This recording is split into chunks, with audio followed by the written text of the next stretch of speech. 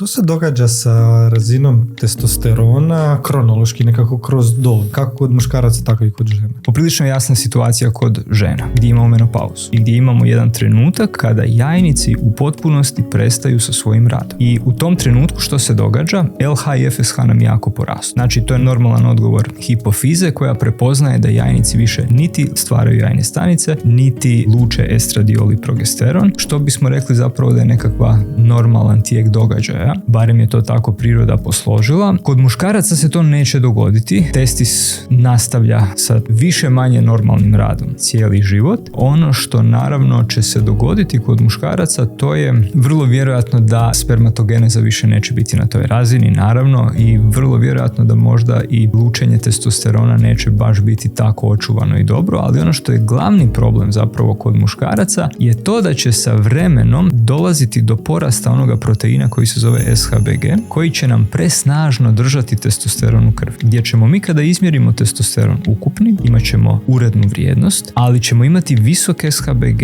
i ako izračunamo slobodni testosteron, on će nam biti dosta nizak.